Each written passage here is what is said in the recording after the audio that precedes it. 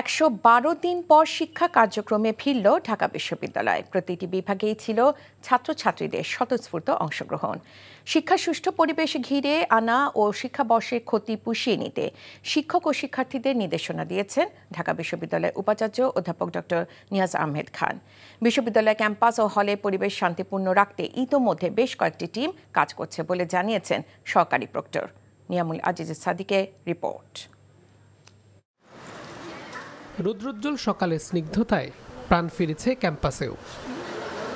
নতুন বাংলাদেশের স্বপ্নের পথ চলায় সকল স্থবিরতা ও জঞ্জাল ফেলে পাঠে মনোনিবেশ এখন অগ্রাধিকার শিক্ষার্থীদের। সকাল ৮টা থেকে বিভিন্ন অনুষদ ও বিভাগের ক্লাস শুরু হয়েছে। বেশিরভাগ শিক্ষার্থী ক্লাসে এসেছেন। তাদের চাওয়া শিক্ষা কার্যক্রমের ক্ষতি পুষিয়ে নিয়ে প্রয়োজনীয় পদক্ষেপ নেওয়া হবে বিশ্ববিদ্যালয়ের প্রশাসন থেকে। এখানে আমরা ৩ মাস প্রায় ক্লাস করতে পারি না, তো এখন যেহেতু আমাদের 3 মাস আছে সেহেতু আমাদের একটু সময়টা বাড়িয়ে দেওয়া উচিত। 4 মাসের জন্য সেমিস্টারটা শেষ করতে পারি। আমরা মনে করি যে আমরা ক্ষতিটা কাটিয়ে উঠতে পারবো, কিন্তু আসলে এই ক্ষেত্রে সকলেই সহযোগিতাপূর্ণ হতে হবে। শিক্ষা ক্ষেত্রে কোনো ঝামেলা হবে তখন অবশ্যই আমরা প্রতিবাদ করব। 2টা ক্লাস নাই একটা কোর্সের, এখন আমরা করেছি 2টা জায়গাতে 3টা ক্লাস নিব। শুক্র শনির মধ্যে একদিন একটা অনলাইনে এক্সট্রা ক্লাস নিব। কয়েকটি ক্লাস পরিদর্শন করে উপাচার্য জানিয়েছেন বিশ্ববিদ্যালয়ে শিক্ষার পরিবেশ, ক্লাসের সংখ্যা বাড়ানো এবং শিক্ষক শিক্ষার্থীদের আন্তরিক হওয়ার উপর জোর দেওয়া হয়েছে।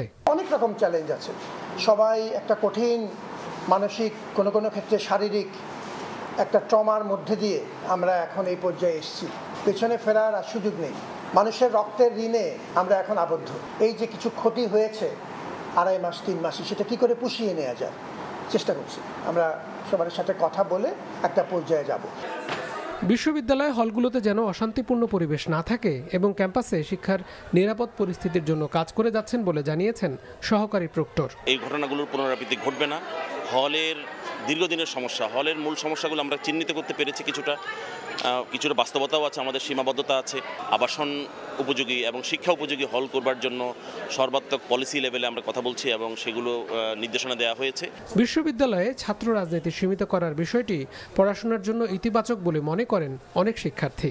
প্রোগ্রামে অ্যাটেন্ড করা লাগতো, দ্যাটস ওয়াই পড়াশোনা করার সুযোগটা হতো না এবং দেখা যেত যে প্রোগ্রামের ক্ষেত্রে ক্লাস কনসিডার করতো না। আগে রাজনীতির যে চাপ ছিল, পড়াশোনা হয়তো বিঘ্ন ঘটতো। রাজনীতি পড়াশোনা সে একসাথে মেনটেন করতে পারে। যারা রাজনীতি করবে তারাও শিক্ষা গ্রহণ করবে এবং যারা রাজনীতি করবে না তারাও শিক্ষা গ্রহণ করবে, যারা নিজেদের ফিল্ডে তারা কাজ করবে। ছাত্র সংসদ সক্রিয় করার মাধ্যমে ছাত্রদের কল্যাণে কাজ করার বিষয়েও মত প্রকাশ করেছেন বেশিরভাগ শিক্ষক ও শিক্ষার্থী। Niamul Aziz Sadiq, NTV news, Dhaka. ক্ষমতাচ্যুত স্বৈরাচার প্রধানমন্ত্রী শেখ হাসিনা এবং আওয়ামী লীগের সাধারণ সম্পাদক ওবায়দুল কাদের সহ 452 জনকে আসামি করে সাভারের আশুলিয়া থানায় আরও একটি হত্যা মামলা করা হচ্ছে। তহিদুর রহমান নামে এক পোশাক শ্রমিক গুলিতে নিহতের ঘটনায় গতরাতে থানায় মামলাটি করে নিহতের স্ত্রী নাসরিন আক্তার। মামলায় অন্য আসামিদের মধ্যে রয়েছেন সাবেক স্বরাষ্ট্রমন্ত্রী আসাদুজ্জামান খান কামাল, পররাষ্ট্রমন্ত্রী হাসান মাহমুদ, আইনমন্ত্রী আনিসুল হক, তথ্য প্রতিমন্ত্রী মোহাম্মদ এ আরাফাত, আওয়ামী লীগের যুগ্ম সাধারণ সম্পাদক মাহবুবুল আলম হানিফ। গত 5ই আগস্ট সাভারে বৈষম্য বিরোধী ছাত্র জনতার আন্দোলনে যোগ দিতে গিয়ে গুলিতে নিহত হয়েছিলেন পোশাক শ্রমিক তহিদ। অন্তর্বর্তীকালীন সরকারের প্রধান উপদেষ্টা অধ্যাপক ডক্টর ইউনূসের সাথে সৌজন্য সাক্ষাৎ করেছেন সেনাবাহিনী প্রধান জেনারেল ওয়াকারুজ্জামান। প্রধান উপদেষ্টা তেজগাঁও কার্যালয়ে রোববার সকালে সেনাপ্রধান ডক্টর ইউনূসের সাথে দেখা করেন। আইন শৃঙ্খলা রক্ষায় মাঠ পর্যায়ে ম্যাজিস্ট্রেসি ক্ষমতা নিয়ে নিয়োজিত সেনাবাহিনী কার্যক্রম সম্পর্কে প্রধান উপদেষ্টাকে এ সময় অবহিত করেন সেনাবাহিনী প্রধান। সার্বিক আইন শৃঙ্খলা পরিস্থিতি নিয়ন্ত্রণ, বিশেষ করে পুলিশের আস্থা ফেরত আনতে সেনাবাহিনীর ভূমিকার প্রশংসা করেন প্রধান উপদেষ্টা। প্রধান উপদেষ্টা কার্যালয়ের ঊর্ধ্বতন কর্মকর্তারা এ সময় সেখানে উপস্থিত ছিলেন। 24-এর গণ অভ্যুত্থানে বিএনপির অবদান অস্বীকার করা হচ্ছে বলে অভিযোগ করেছেন বিএনপি স্থায়ী কমিটির সদস্য অবসরপ্রাপ্ত মেজর হাফিজউদ্দিন আহমদ। সকালে নয়াপল্টনে বিএনপি কেন্দ্রীয় কার্যালয়ে সংবাদ সম্মেলন করে এই অভিযোগ করেন তিনি। হাফিজ বলেন, এই আন্দোলন শুধু সমন্বয়করা করেননি, আন্দোলনে বিএনপি 422 জনের প্রাণ ঝরেছে। গত 16 বছরে বিএনপির বহু নেতাকর্মী গুম খুনের শিকার হচ্ছে। উপদেষ্টা পরিষদে বিপ্লবীদের সংখ্যা খুব কম জানিয়ে হাফিজ বলেন, উপদেষ্টাদের কেউ কেউ আওয়ামী লীগকে পুনর্বাসন করতে চায়। বলেন, রাষ্ট্র সংস্কারে অনেক আগেই একটি রূপরেখা দিয়েছে বিএনপি। একটি নিরপেক্ষ নির্বাচন দিলেই বিএনপি কতটা জনপ্রিয় তা বোঝা যাবে বলে দাবি করেন হাফেজ। অল্প সময়ের মধ্যে রাষ্ট্র সংস্কার করে নির্বাচন দিতে বর্তমান সরকারের প্রতি অনুরোধ জানান তিনি। দেড় মাসের যে চূড়ান্ত সংগ্রাম, সেখানে 422 জন বিএনপি কর্মী শহীদ হয়েছে, কিন্তু এখন মনে হয় যে আমাদের বোধহয় কোনো অংশগ্রহণ ছিল না, কেবলমাত্র বোধহয় শুধু ছাত্ররা আর কয়েকজন সমন্বয়কই বোধহয় এদের স্বাধীন করে দিয়েছে। রাষ্ট্র সংস্কার করার তো নিশ্চয়ই প্রয়োজন আছে, দীর্ঘ সময় নেবেন না। এই দেশের জনগণের ভাগ্য নির্ধারণ করার অধিকার জনপ্রতিনিধি, জনগণের নির্বাচিত প্রতিনিধিদের, এই কথাটা বোধহয় ভুলেই যান। একবার নরম গদিওয়ালা সোফায় বসলে গাড়িতে পতাকা উঠলে আর এটা ছাড়তে ইচ্ছা করে না, এটা স্বাভাবিক কথা।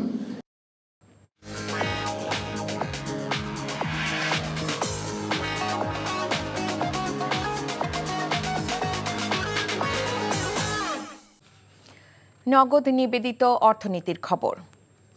মৎস্য মন্ত্রণালয় ভারতে ইলিশ রপ্তানির পক্ষে নয় জানিয়ে মৎস্য ও প্রাণী সম্পদ উপদেষ্টা ফরিদা আক্তার দাবি করেছেন বাণিজ্য মন্ত্রণালয় নিজে থেকেই ৩,০০০ টন ইলিশ রপ্তানির অনুমোদন দিয়েছে। সকালে সচিবালয়ে নিজ দপ্তরে একথা বলেন তিনি। উপদেষ্টা বলেন, মৎস্য ও প্রাণী সম্পদ মন্ত্রণালয়ের সিদ্ধান্ত পূর্বের মতোই ইলিশ রপ্তানির বিপক্ষে। তবে রপ্তানির কারণে দাম বেড়ে যাবে তা মনে করছে না মন্ত্রণালয়। দেশে পর্যাপ্ত ইলিশের মজুদ রয়েছে জানিয়ে মৎস্য উপদেষ্টা বলেন, রপ্তানির খবরে ইলিশের দাম বাড়লে তার ব্যবস্থা নেওয়া হবে। ইলিশের প্রজনন ও উৎপাদন বৃদ্ধির জন্য 13 অক্টোবর থেকে 3 নভেম্বর পর্যন্ত ইলিশ আহরণ বন্ধ থাকবে বলে জানান তিনি।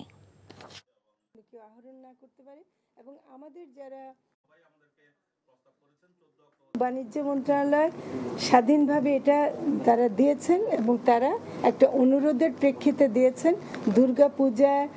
ভারতে দুর্গাপূজা উপলক্ষে বিশেষ অনুরোধ ছিল, সেই অনুযায়ী তারা করেছেন। সেটা তাদেরকে আমি তো জোর করতে পারি না। এটা বাণিজ্য মন্ত্রণালয় দিয়েছে, এর সাথে মৎস্য ও প্রাণী সম্পদ মন্ত্রণালয়ের কোনো সম্পর্ক নেই। এটা এখনো যায়নি। যদি এর প্রভাবে দাম বাড়ে, সেটা আমরা মনে করি যে এটা বাড়া উচিত হবে না। পুঁজি বাজারের সার্বিক পরিস্থিতি সহ অর্থনৈতিক বিষয় নিয়ে Bangladesh securities and exchange commission বিএসইসির সঙ্গে বৈঠক করেছেন বিশ্ব ব্যাংকের প্রতিনিধি দল। রাজধানী আগারগাঁওয়ে বিএসইসি ভবনে সকালে এ বৈঠক অনুষ্ঠিত হয়। 1 ঘণ্টারও বেশি সময় ধরে চলা বৈঠক শেষে কমিশনের চেয়ারম্যান খন্দকার রাশেদ মাকসুদ সাংবাদিকদের সঙ্গে কথা বলেন। জানান, বিশ্ব ব্যাংকের সাথে পুঁজি বাজারে সুশাসন ফেরানো ও সার্ভিল্যান্স নিয়ে কথা হচ্ছে। বিশ্ব ব্যাংক কারিগরি বিষয়ে সহায়তা দেবে বলে জানিয়েছেন বিএসইসি চেয়ারম্যান।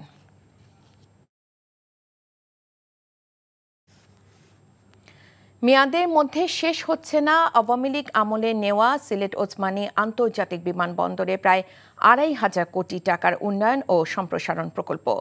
তদারকির ব্যর্থতায় শুরুতেই মুখ থুবড়ে পড়ে প্রকল্পটি। এবার জবাবদিহিতার আওতায় এনে দ্রুত প্রকল্প বাস্তবায়নের আশ্বাস দিয়েছে নতুন প্রশাসন। সিলেট থেকে আনিস রহমানের ক্যামেরায় সজল ছত্রীর রিপোর্ট। সিলেট ওসমানী আন্তর্জাতিক বিমানবন্দর প্রবাসী অধ্যুষিত সিলেট অঞ্চলের একমাত্র সচল বিমানবন্দরটি নামে আন্তর্জাতিক হলেও নানান সংকটে দিতে পারছে না তার স্বাভাবিক সেবাও। যাত্রী হয়রানির অভিযোগের পাশাপাশি আছে চাহিদা সত্ত্বেও যথেষ্ট ফ্লাইট না থাকার আক্ষেপ।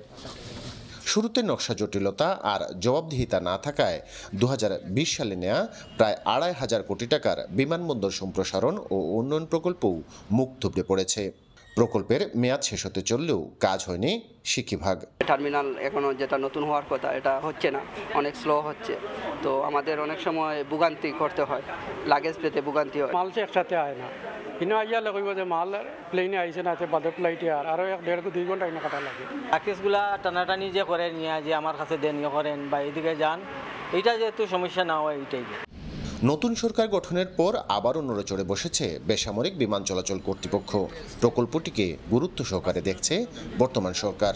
এখন পর্যন্ত আমাদের 22.55% কাজ হয়েছে, খুব একটা উৎসাহব্যঞ্জক না। তারপরে ওভারঅল বলবো যে আমাদের কাজে আরো গতিশীলতা দরকার ছিল। I can get ins and outs প্রজেক্টে প্রথম থেকে কি হয়েছে, এখন পর্যন্ত কি হচ্ছে, so that I can make a decisions. So আমি বলছি যে এটা আমরা একটা স্টিয়ারিং কমিটির মাধ্যমে দিব একজন মেম্বারের মাধ্যমে, যাতে দ্রুততম সময়ের ভিতরে কাজগুলো হয়। বিমানবন্দর সম্প্রসারণ প্রকল্পটি বাস্তবায়ন করছে ঠিকাদারি প্রতিষ্ঠান Beijing urban construction group. Parking, passenger handling, terminal, cargo ভবন, টেক্সওয়ে সহ প্রকল্পের সকল অবকাঠামোগত কাজ শেষ হলে অত্যাধুনিক এয়ারপোর্টে পরিণত হবে ওসমানী বিমানবন্দর। আয়তন বাড়বে প্রায় 3 গুণ, যাত্রী ও পণ্য পরিবহন সক্ষমতা বাড়বে অন্তত 4 গুণ। সজল ছত্রী, এনটিভি নিউজ, সিলেট। উপাচার্য নিয়োগের দাবিতে কুষ্টিয়া খুলনা মহাসড়ক অবরোধ করে বিক্ষোভ করেছেন ইসলামী বিশ্ববিদ্যালয়ের শিক্ষার্থীরা। বেলা 11:30 থেকে 12:30 পর্যন্ত অবরোধে দুই দিকে তীব্র যানজটের সৃষ্টি হয়। এর আগে 11টার দিকে ক্যাম্পাসের বটতলা থেকে বিক্ষোভ মিছিল শুরু করেন শিক্ষার্থীরা। মিছিলটি বিভিন্ন হল ও সড়ক প্রদক্ষিণ শেষে 11:30টার দিকে সড়কে অবস্থান নেয়। বৈষম্য বিরোধী ছাত্র আন্দোলন ইসলামী বিশ্ববিদ্যালয়ের সমন্বয়ক SM সুইট বলেন, শুক্রবার ভিসি নিয়োগের দাবিতে 48 ঘণ্টা আলটিমেটাম আজ শেষ হচ্ছে। জাহাঙ্গীরনগর বিশ্ববিদ্যালয় শাখা ছাত্রলীগের সাবেক সাংগঠনিক সম্পাদক শামীম আহমেদের নিহতের ঘটনায় বিশ্ববিদ্যালয় থেকে সব ধরনের রাজনীতি বন্ধের দাবিতে গণস্বাক্ষর কর্মসূচি শুরু করেছেন শিক্ষার্থীরা। এদিকে 5 দফা দাবি নিয়ে উপাচার্যের সাথে মতবিনিময় করেছে বৈষম্য বিরোধী ছাত্র আন্দোলনের শিক্ষার্থীরা। সকাল থেকে বিভিন্ন হলে হলে গণস্বাক্ষর কর্মসূচি শুরু করেন শিক্ষার্থীরা। এ সময় ক্যাম্পাসের সকল শিক্ষার্থী, শিক্ষক, কর্মকর্তা, কর্মচারীদের দলীয় ও লেজুর ভিত্তিক রাজনীতি বন্ধের পাশাপাশি অবিলম্বে বিশ্ববিদ্যালয়ের ছাত্র সংসদ কার্যকরের দাবিও জানান শিক্ষার্থীরা। এদিকে 5 দফা দাবিতে উপাচার্যের সাথে মতবিনিময় করেছে বৈষম্য বিরোধী ছাত্র আন্দোলনের শিক্ষার্থীরা। বিকেলে উপাচার্য অধ্যাপক ডক্টর মোহাম্মদ কামরুল আহসানের কাছে 5 দফা দাবি পেশ করেন শিক্ষার্থীরা।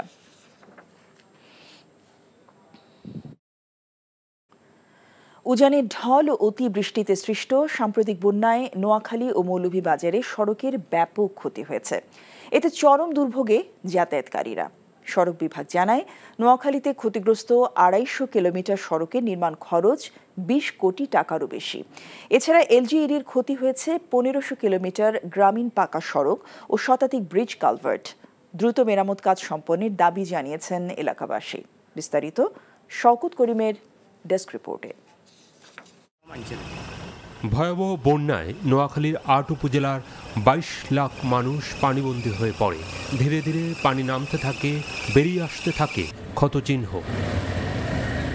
বন্যার কবলে পড়ে রাস্তাঘাটে এমন বেহাল দশা। নোয়াখালীর বিভিন্ন স্থানে এখনও চলাচল অনুপযোগী অসংখ্য সড়ক। দুর্ভোগের শেষ নেই এলাকাবাসী, যানবাহন চালক ও যাত্রীদের। নোয়াখালী চৌমুহনী থেকে লক্ষ্মীপুর রোড নোয়াখালী চৌমুহনী থেকে লক্ষ্মীপুর রোড, এই রাস্তার অবস্থা খুবই ভয়াবহ। বন্যায় রাস্তাঘাট পুরো নষ্ট হয়ে গেছে, রাস্তাঘাট গাড়ি চলাচল করা যাইতেছে না। আমরা সরকারের কর্তা ব্যক্তিদের নিকট অনুরোধ জানাবো অতি দ্রুত এই রাস্তাটি সংস্কার করে মানুষের জনদুর্ভোগ কমানোর জন্য। সরকার যত তাড়াতাড়ি যত দ্রুত পারে আমাদের রাস্তাঘাট কিভাবে যত তাড়াতাড়ি ফারক নির্মাণ করে দেওয়ার জন্য, আমাদের যাতায়াত আমরা করতে পারতেছি না। বরাদ্দ পেলে দ্রুত রাস্তা সংস্কারের আশ্বাস সড়ক ও জনপদ বিভাগের এই কর্মকর্তা। আমাদের ঊর্ধ্বতন কর্তৃপক্ষ বরাবর আমরা চিঠি দিয়েছি। আমাদের এখনো তো ফান্ড দেওয়া হয় নাই, তবে আশা করি ঊর্ধ্বতন কর্তৃপক্ষের সাথে কথা চলমান আছে। আমরা চিঠি দিয়েছি, চিঠির প্রেক্ষিতে হয়তো তারা আমাদেরকে ফান্ড দিবেন, বরাদ্দ দিবেন। মৌলভীবাজারেও আকস্মিক বন্যায় রাস্তাঘাটের ব্যাপক ক্ষতি হয়। শুধু এলজিইডির 482 কিলোমিটার সড়কেই ক্ষতি 600 কোটি টাকার বেশি। মোবাইল ভ্যান গাড়ি লইয়া রাস্তা তো অনেক ভাঙ্গা, বন্যায় ভেঙে গেছে, বুঝছেন না। যানবাহন নিয়ে চলাফেরা খুব কষ্ট হইতেছে। মানে এটা এখনো ভাবতে পারি না, এখনো ভাবলে মানে মাথা তাইলে যেমন আর একটা কিলাখান হয়ে যায়। আমরা এত তাড়াতাড়ি মানে আক্রমণ করছে। শিগগিরই বিধ্বস্ত সড়ক মেরামত করা না গেলে শুধু চলাচলকারীদেরই দুর্ভোগ নয়, এলাকার অর্থনৈতিক বিকাশে এর বিরূপ প্রভাব পড়বে বলে মনে করেন ক্ষতিগ্রস্ত জনপদের মানুষেরা। শওকত করিম, এনটিভি নিউজ ডেস্ক। নিষ্ক্রিয়তার দিন শেষ হয়ে গেছে উল্লেখ করে বন ও পানি সম্পদ মন্ত্রণালয়ের উপদেষ্টা সৈয়দ রিজওয়ানা হাসান বলেছেন, ভারতের সাথে অভিন্ন নদীর পানি বন্টন চুক্তি না হওয়াটা দুঃখজনক। সকালে ফেনীর পরশুরাম নিজ কালিকাপুর এলাকায় বন্যায় ভাঙন কবলিত বল্লা মুখাবাঁধ পরিদর্শন শেষে তিনি এসব কথা বলেন। সৈয়দ রিজওয়ানা হাসান বলেন, গঙ্গা ছাড়া অভিন্ন 57টি নদীর পানির কোনো হিস্সা আমরা পাই না। বিগত সরকারের নীরবতায় এমনটা হয়েছে বলে তিনি জানান। জেলা প্রশাসক শাহিনা আক্তার, পুলিশ সুপার হাবিবুর রহমান সহ বিশিষ্টজনেরা এ সময় উপস্থিত ছিলেন। নদীর পানি কেবলমাত্র রাজনীতি না, এটা কূটনীতিও, এটা অর্থনীতিও। ভারতের সাথে আমাদের এই সমস্যা কেবলমাত্র যে এই নদীর কেন্দ্রিক তা না, এটা কিন্তু প্রায় সকল নদী কেন্দ্রিক। এখনো পর্যন্ত চুক্তি স্বাক্ষর করতে পারেনি, এমনকি তিস্তা নিয়েও পারে। আওয়ামী লীগ সরকার আমলে পাট, বস্ত্র ও নৌপরিবহন মন্ত্রণালয়ে পুকুর বা সাগর চুরি নয়, প্রশান্ত মহাসাগর চুরি হয়েছে বলে মন্তব্য করেছেন দুই মন্ত্রণালয়ের দায়িত্বপ্রাপ্ত উপদেষ্টা ব্রিগেডিয়ার জেনারেল অবসরপ্রাপ্ত ডক্টর এন সাখাওয়াত হোসেন। দুপুরে বরিশাল বিশ্ববিদ্যালয় সংলগ্ন মেরিন একাডেমি পরিদর্শন শেষে সাংবাদিকদের তিনি এসব কথা বলেন। এটাকে সাগর চুরি বলা যায় না, প্রশান্ত মহাসাগরীয় চুরির জায়গাগুলো হয়েছে প্রচুর। এই যে লাস্ট 15 বছর যে গভর্নমেন্ট ছিল, এ পুরো কি বলবো, কি শব্দ পাচ্ছি না, এবং পুরো সিস্টেম করাপ্ট করে গেছে। Entire system has been corrupted. এখন এইখান থেকে বের হওয়া আসা ভেরি ডিফিকাল্ট জব, চেষ্টা করছি আমরা। বোনাস বৃদ্ধির দাবিতে ঢাকা ময়মনসিংহ মহাসড়ক অবরোধ করে বিক্ষোভ করেছে গাজীপুরের দুটি কারখানার শ্রমিকরা। পরে দাবি পূরণের আশ্বাসে অবরোধ তুলে নেয় শ্রমিকরা। সকালে গাজীপুরের সদর উপজেলার বাঘের বাজার এলাকার পলমল গ্রুপের শ্রমিকরা হাজিরা বোনাস বৃদ্ধির দাবিতে ঢাকা ময়মনসিংহ মহাসড়ক অবরোধ করে রাখে। এতে মহাসড়কে যান চলাচল বন্ধ হয়ে যায়। একই সময় শ্রীপুর উপজেলার নতুন বাজার এলাকার ন্যূনতম হাজিরা বোনাস 1000 টাকা ও টিফিন বিল বৃদ্ধি সহ গ্রেড অনুযায়ী বেতন বৃদ্ধির দাবিতে সড়ক অবরোধ করে শ্রমিকরা। দুপুরে পুলিশ সেনাবাহিনী এসে দাবির বিষয়ে মালিকপক্ষের সাথে আলোচনা করে ব্যবস্থা নেওয়ার আশ্বাস দিলে অবরোধ তুলে নেয় শ্রমিকরা। এদিকে নজিরবিহীন নিরাপত্তার পরও আজও খোলেনি শিল্পাঞ্চল আশুলিয়ার অনির্দিষ্টকালের জন্য বন্ধ 26টি তৈরি পোশাক কারখানা। গতকাল 22টি কারখানা বন্ধ থাকলেও এর সঙ্গে আরও 4টি কারখানা যুক্ত হওয়ায় উদ্বিগ্ন পোশাক কারখানার মালিকরা। শিল্পাঞ্চলে অস্থিরতা কমাতে আইনশৃঙ্খলা বাহিনীর টহল জোরদার করা হয়েছে। এদিকে সকালে সাবেক সংসদ সদস্য ও বিএনপির কেন্দ্রীয় কমিটির সহ পরিবার কল্যাণ বিষয়ক সম্পাদক ডাক্তার দেওয়ান মোহাম্মদ সালাউদ্দিন বাবুর নেতৃত্বে দলের ঊর্ধ্বতন নেতারা বিভিন্ন কারখানা ঘুরে কথা বলেন শ্রমিকদের সাথে, শোনেন তাদের নানা অভিযোগ।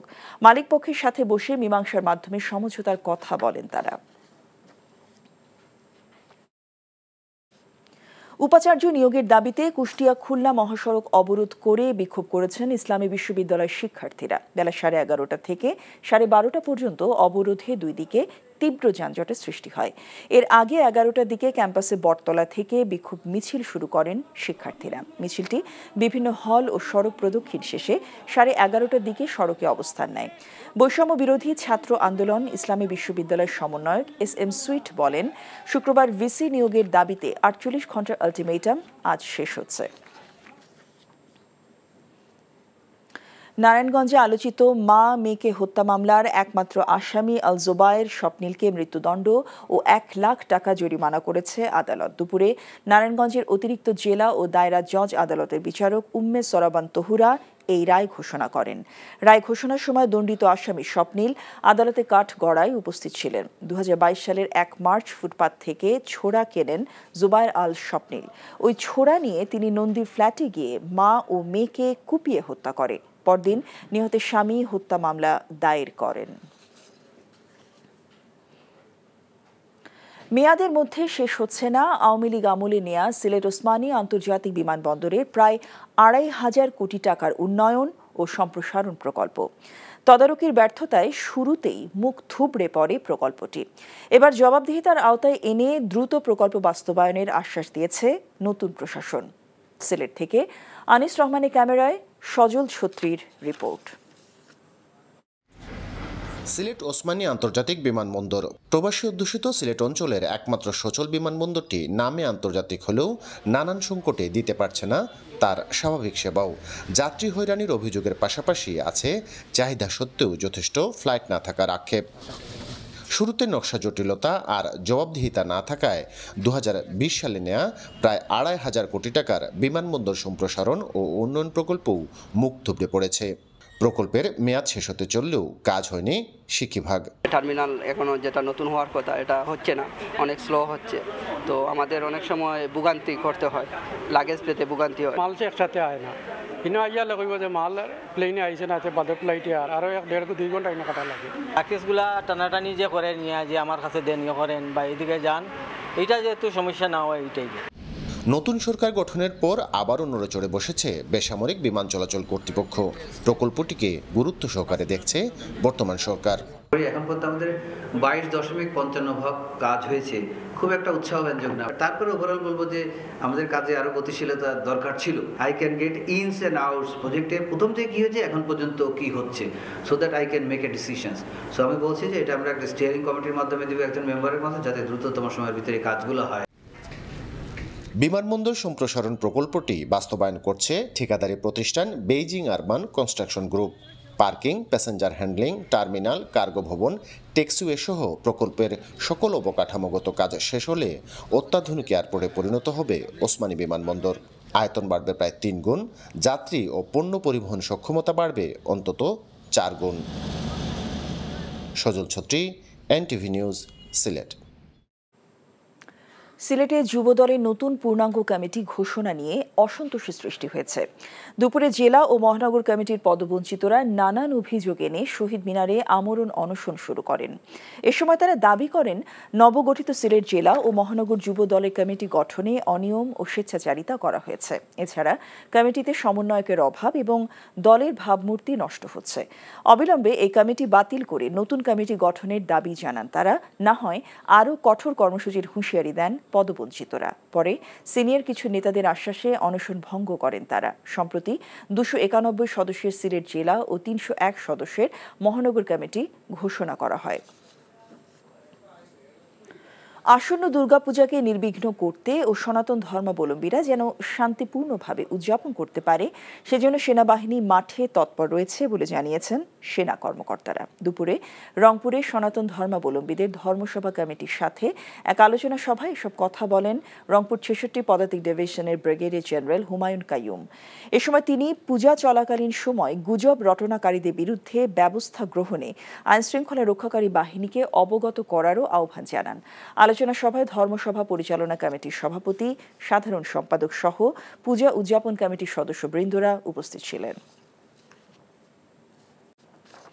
বরগুনায় বিশ্ব নদী দিবস উপলক্ষে নদী দূষণ বন্ধ করো, প্লাস্টিক দূষণ বন্ধ করো এই স্লোগানকে সামনে রেখে মানববন্ধন কর্মসূচি পালন করেছে বিভিন্ন সংগঠন। সকালে জেলা মাছ বাজার সংলগ্ন খাকদোন নদী ও ভাড়ানি খালের মোহনায় এই মানববন্ধনে বক্তারা বলেন, শীঘ্রই বরগুনার খাকদোন নদী অবৈধ দখল মুক্ত করতে এবং এর প্রবাহ সচল করতে বিভিন্ন ধরনের আন্দোলন কর্মসূচি পালন করা হবে। মানববন্ধন শেষে সবাই পরিচ্ছন্নতা অভিযান পরিচালনা করে। সিরাজগঞ্জের তাড়াশে স্কুলের সম্পত্তি সন্তানের নামে লিখে দেয়া, অর্থ আত্মসাৎ সহ নানা অপকর্মে সম্পৃক্ততার অভিযোগে স্কুলের ম্যানেজিং কমিটির সভাপতির অপসারণ ও বিচারের দাবিতে মানববন্ধন ও বিক্ষোভ সমাবেশ করেছে সর্বস্তরের মানুষ। সকালে তাড়াশ প্রেস ক্লাবের সামনে শিক্ষার্থী, শিক্ষক ও এলাকাবাসীর উদ্যোগে এই কর্মসূচিতে বক্তারা বলেন, উপজেলার দিঘি সগুনা উচ্চ বিদ্যালয় ম্যানেজিং কমিটির সভাপতি মির্জা আব্দুর রশিদ বকুল ক্ষমতার অপব্যবহার করে স্কুলের সম্পত্তি নিজের সন্তানের নামে হস্তান্তর করেছেন। পাশাপাশি স্কুলের ফান্ডের অর্থ লোপাট সহ নানা অপকর্মে জড়িত তিনি। তাই তদন্তের মাধ্যমে তার বিচারের দাবি জানান তারা। প্রতি বছর 31 ডিসেম্বরের মধ্যে ও চলতি বছর 30 নভেম্বরের মধ্যে সরকারি কর্মকর্তা ও কর্মচারীদের সম্পদের হিসেব সংশ্লিষ্ট কর্তৃপক্ষের কাছে জমা দিতে হবে বলে জানিয়েছেন জনপ্রশাসন সচিব ডক্টর মোখলেসুর রহমান। বিকেলে সচিবালয়ে এক ব্রিফিংয়ে এসব জানান তিনি। কেউ সম্পদের হিসেব না দিলে ও ভুল তথ্য দিলে আইন অনুযায়ী শাস্তি হবে বলেও তিনি জানান। তবে এই হিসেব জনসম্মুখে প্রকাশ করা হবে না ও তথ্য অধিকার আইনেও কেউ আবেদন করে তথ্যে পাবেন না বলেও জানান সচিব। রিপোর্ট করছেন রকুনউদ্দিন। সরকারি কর্মচারী আচরণ বিধিমালা 1979 অনুযায়ী সব সরকারি কর্মকর্তা ও কর্মচারীদের সম্পদের হিসেব 5 বছর পর পর নির্ধারিত কর্তৃপক্ষের কাছে জমা দেওয়ার বিধান থাকলেও এতদিন তেমনভাবে আমলে নেওয়া হয়নি। অন্তর্বর্তী সরকার গঠনের পর বিষয়টি নতুন করে আলোচনায় আসে। জনপ্রশাসন মন্ত্রণালয়ের পক্ষ থেকে গঠন করা হয় কমিটি। তাদের প্রতিবেদন অনুযায়ী এখন থেকে প্রতি বছর সম্পদের হিসেব দিতে হবে বলে জানান জনপ্রশাসন মন্ত্রণালয়ের সিনিয়র সচিব। আয়কর বিবরণী জমা দেওয়ার সাথে যার সম্পর্ক নেই নির্ধারিত ফর্মে জমা দিতে হবে এই হিসেব। সম্পদ বিবরণী 31 ডিসেম্বরের মধ্যে জমা দিতে হবে। প্রতি বছর। যেহেতু এই বছর আমাদের নতুন একটা বছর পাইনি, ভাঙা বছর, এই জন্য এই বছরেরটা 30শে নভেম্বরের মধ্যে জমা দিতে হবে। এবং এটা কিভাবে জমা দিতে হবে? এটা সিলগালাকৃত খামে সংশ্লিষ্ট কর্তৃপক্ষের নিকট জমা দিতে হবে। বিজ্ঞ আদালতের আদেশ ও সংশ্লিষ্ট কর্তৃপক্ষের অনুমোদন ব্যতীত সম্পদ বিবরণীর তথ্য সম্পূর্ণ বা আংশিক হস্তান্তরযোগ্য নয়। ক্লজ 2, সম্পদ বিবরণী অতি গোপনীয় দলিল বিধায় এক্ষেত্রে তথ্য অধিকার আইন 2009 প্রযোজ্য হবে না। এ সময় তার কাছে সাংবাদিকদের প্রশ্ন ছিল, সরকারি চাকরিজীবীদের সম্পদের হিসেব কেন জনসম্মুখে প্রকাশ করা হবে না? না, এটা ফান্ডামেন্টাল রুল। আপনার কি ব্যাংক অ্যাকাউন্ট আপনার হাজব্যান্ড এটা ওয়াইফকে দেবে, ওয়াইফকে হাজব্যান্ড দেবে? এটা পজিটিভলি দেখেন। যখন যার বিরুদ্ধে কোনো সমস্যা হবে সে প্রোটেক্টেড না। মূল কথা হলো স্পিরিটটা হলো তার সম্পদ বিবরণী দেওয়া মানে তার একটা লাগাম। তারপরে যদি আনলিমিটেড হয় তাকে ধরার জন্য সেই ডিপার্টমেন্টালি ব্যবস্থা থাকবে। কেউ ভুল তথ্য দিলে ও সম্পদের হিসেব না দিলে আইন অনুযায়ী তিরস্কার থেকে শুরু করে চাকরি থেকে অব্যাহতি পর্যন্ত দেয়া হতে পারে বলেও জানান তিনি। ফাইন্যান্সিয়াল জায়ান্ট, এটাই বোধহয় বলা ভালো। তারা অন্তত সচেতন হবে এবং অনেক জায়গায় আমি আশাবাদী দুর্নীতিতে একটা লাগাম টানা হবে। Rokonuddin, NTV news, Dhaka. বাংলাদেশের সঙ্গে সম্পর্ক আরও দৃঢ় করতে চায় ভারত। দুদেশের মধ্যকার সমস্যাগুলো নিয়ে ভারত সজাগ এবং তারা দ্রুততার সাথে সেগুলো সমাধানে চেষ্টা করছে। ভারতীয় হাইকমিশনার প্রণয় ভার্মার সাথে বৈঠক শেষে বিএনপি মহাসচিব মির্জা ফখরুল ইসলাম আলমগীর এসব কথা জানান। দুদেশের সম্পর্ককে আরও কিভাবে উন্নত করা যায় তা নিয়ে আলোচনা হয়েছে। হাসান মাহমুদের রিপোর্ট। 5ই আগস্ট ছাত্র জনতার অভ্যুত্থানের পর প্রথমবারের মতো বিএনপির সাথে বৈঠক করেছেন ঢাকায় নিযুক্ত ভারতীয় হাইকমিশনার। বিএনপি চেয়ারপারসনের গুলশান কার্যালয়ে দলটির মহাসচিব মির্জা ফখরুল ইসলাম আলমগীরের সাথে সাক্ষাৎ করেন প্রণয় ভার্মা। এ সময় উভয়পক্ষের নেতারা উপস্থিত ছিলেন। ঘণ্টাখানেক বৈঠক শেষে মির্জা ফখরুল সাংবাদিকদের জানান, সীমান্ত হত্যা, অভিন্ন নদীর পানি হিস্যা এবং আঞ্চলিক নিরাপত্তার মতো সমস্যাগুলো ভারতকে সমাধানের আহ্বান জানিয়েছেন তারা। আমাদের পানি সমস্যার কথা বলেছি এবং সেগুলো দ্রুত সমাধান হওয়া দরকার, সেই কথাগুলো বলেছি। আমাদের সীমান্তে হত্যা বন্ধ করার প্রয়োজন, সে কথাগুলো আমরা তাদেরকে বলেছি। সেই সঙ্গে আমাদের যে আপনার সিকিউরিটি যে বিষয়টা আছে এই বোথ দ্য কান্ট্রিজ, সেটা নিয়ে আমরা কথা বলেছি। তারা বলেছেন যে তারা এই বিষয়গুলো সজাগ এবং তারা চেষ্টা করছেন দ্রুততার সঙ্গে সেই সমস্যাগুলো কীভাবে সমাধান করা যায়। তাদের যেটা মূল বক্তব্য সেটা হচ্ছে যে বাংলাদেশের সঙ্গে তারা সম্পর্ক আরো দৃঢ় করতে চান এবং এই সম্পর্কের মধ্যে আরো কি করে সুস্থতা, আরো পজিটিভিটি কি করে নিয়ে আসা যায় সেই বিষয়টার উপরে তারা কাজ করতে আগ্রহী। এদিকে নয়াপল্টনের কেন্দ্রীয় কার্যালয়ের সংবাদ সম্মেলনে দলের স্থায়ী কমিটির সদস্য হাফিজ উদ্দিন আহমেদ বলেছেন, ছাত্র জনতার অভ্যুত্থানে বিএনপির বড় ভূমিকা ছিল, এটি কারো একার অর্জন নয়। 1.5 মাসের যে চূড়ান্ত সংগ্রাম, সেখানে 422 জন বিএনপি কর্মী শহীদ হয়েছে। কিন্তু এখন মনে হয় যে আমাদের বোধহয় কোনো অংশগ্রহণ ছিল না, কেবলমাত্র বোধহয় শুধু ছাত্ররা আর কয়েকজন সমন্বয়কই বোধহয় এদের স্বাধীন করে দিয়েছে। রাষ্ট্র সংস্কার করার তো নিশ্চয়ই প্রয়োজন আছে, দীর্ঘ সময় নেবেন না। এছাড়া তরুণ দলের প্রতিষ্ঠা বার্ষিকীর অনুষ্ঠানে জয়নুল আবেদিন ফারুক বলেছেন, অন্তর্বর্তী সরকারকে প্রশ্নবিদ্ধ করতে তৎপর আওয়ামী লীগ। আওয়ামী প্রেতাত্মারা যেন আবার ঘুরে না দাঁড়াতে পারে। Hasan Mahmud, NTV news, Dhaka. যুক্তরাষ্ট্রের প্রেসিডেন্ট জো বাইডেনের সঙ্গে দ্বিপক্ষীয় বৈঠকে বাংলাদেশ ইস্যুতে আলোচনা করেছেন ভারতের প্রধানমন্ত্রী নরেন্দ্র মোদী। ডেলাওয়ার অঙ্গরাজ্যের উইলমিংটনে মোদীর সঙ্গে বৈঠক করেন বাইডেন। পরে ভারতের পররাষ্ট্র সচিব বিক্রম মিশ্রি বৈঠকের বিষয়টি নিশ্চিত করেন। অন্যদিকে ভারতীয় বার্তা সংস্থা ANI জানিয়েছে, যুক্তরাষ্ট্র, অস্ট্রেলিয়া, জাপান এবং ভারত এই 4 দেশের জোট কোয়াড সম্মেলনেও বাংলাদেশ প্রসঙ্গ নিয়ে আলোচনা হয়েছে। কোয়াড সম্মেলনে চীন সহ অন্যান্য ইস্যু নিয়েও বিশ্ব নেতাদের মধ্যে কথা হয়। এর আগে বাংলাদেশের পরিস্থিতি নিয়ে বাইডেনের সঙ্গে ফোনালাপেও অংশ নিয়েছিলেন মোদী। তখন তিনি বাংলাদেশের সংখ্যালঘু পরিস্থিতি সম্পর্কে মার্কিন প্রেসিডেন্টকে অবহিত করেন। গণহত্যার দায়ে আন্তর্জাতিক অপরাধ ট্রাইব্যুনালে স্বৈরাচার শেখ হাসিনা সহ 75 আসামির বিরুদ্ধে আরও 2টি অভিযোগ দায়ের করা হয়েছে। দুপুরে ট্রাইব্যুনাল প্রাঙ্গণে এই তথ্য জানিয়েছেন chief prosecutor advocate Tajul Islam. বলেন, অপরাধ তদন্ত করে দ্রুততম সময়ের মধ্যে চূড়ান্ত প্রতিবেদন দাখিল করা হলে প্রকৃত অপরাধীরা চিহ্নিত হবে। এছাড়া 2021 সালে গুম করার অভিযোগে র্যাপিড অ্যাকশন ব্যাটালিয়ন র্যাবের বিরুদ্ধে ট্রাইব্যুনালে পৃথক একটি অভিযোগ দায়ের করেছেন গুমের শিকার ডাক্তার ঈশিতা। তার অভিযোগ আমলে নিয়ে তদন্ত হবে বলেও জানিয়েছেন চিফ প্রসিকিউটর।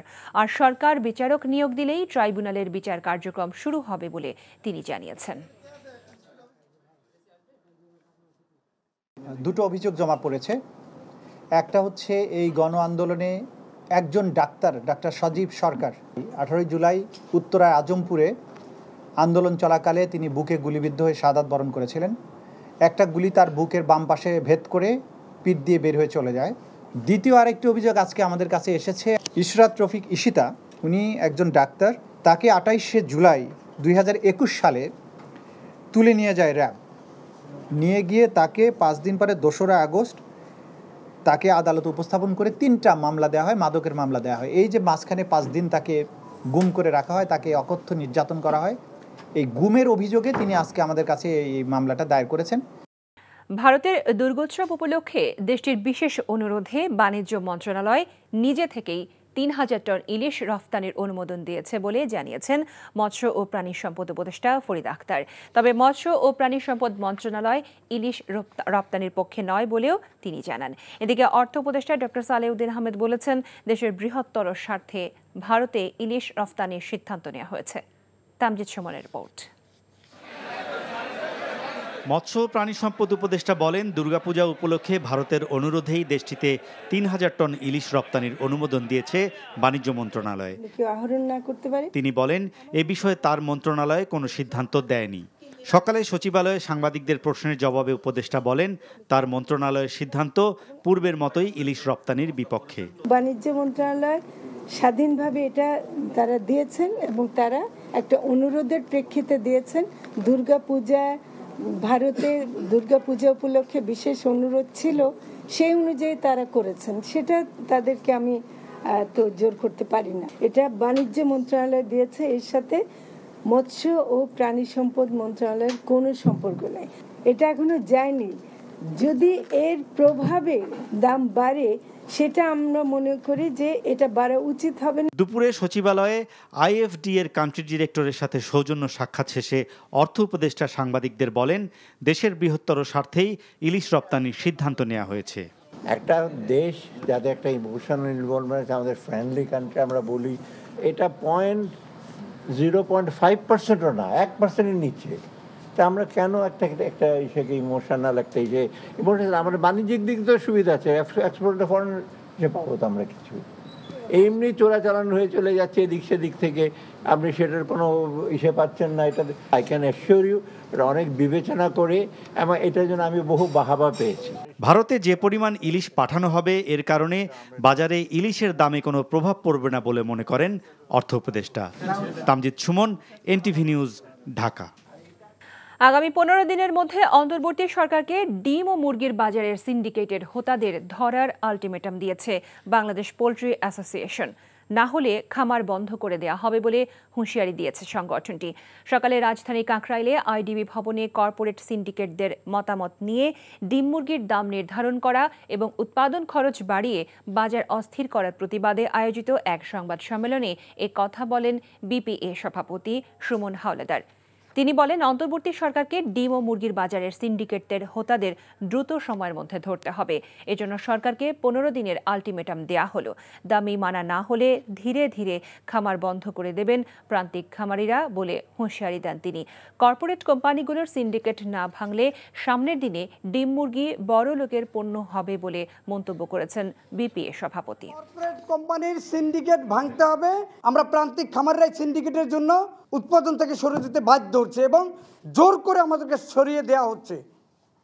কেন? পোলট্রি ফিড দেশীয় পণ্য উৎপাদন হলেও আমদানি পণ্য দেখানো হয়। 15 দিন পর যদি না করে, আমরা ধীরে ধীরে সারা বাংলাদেশের খামার বন্ধ করে দিব। কারণ এর আগে কিন্তু একবার আমরা বন্ধ করেছিলাম, তখন কিন্তু 300 টাকা মুরগি হয়েছিল। আমরা বন্ধ করলেই কিন্তু তারা হাই পাওয়ারে উঠে যাবে। আর এটাই চাচ্ছে যে আমরা যাতে না থাকি মার্কেটে। সাকিব আল হাসানকে একাদশে নেওয়ার সিদ্ধান্ত অধিনায়ক হিসেবে কঠিন হয় কিনা এমন প্রশ্নের উত্তরে ম্যাচ পরবর্তী সংবাদ সম্মেলনে শান্ত বলেছেন, ব্যক্তি নয়, খেলোয়াড় বিবেচনায় একাদশ বাছাই হয়। আমি যেটা দেখি যে কতটুকু কষ্ট করছে এবং কামব্যাক করার জন্য যা যা করা দরকার সেই কাজগুলো করছে কিনা, টিমের প্রতি ইন্টেনশনটা কীরকম, এই জিনিসগুলো আমি খেয়াল রাখি। অনেকে ভাবতে পারে হয়তো সাকিব ভাই দেখে আমি বলছি, বাট জিনিসটা এরকম নয়। একটা নাহিদ রানা থেকে শুরু করে মুশফিক ভাই পর্যন্ত সেম জিনিসটাই কিন্তু আমি দেখার চেষ্টা করি। তার প্রিপারেশন কেমন বা টিমের প্রতি তার চিন্তা ভাবনা কেমন, সে টিমকে ভালো কিছু দেওয়ার জন্য ওই অনুযায়ী প্রিপারেশন নিচ্ছে কিনা। সো এই জিনিসটা দেখে আমি হ্যাপি।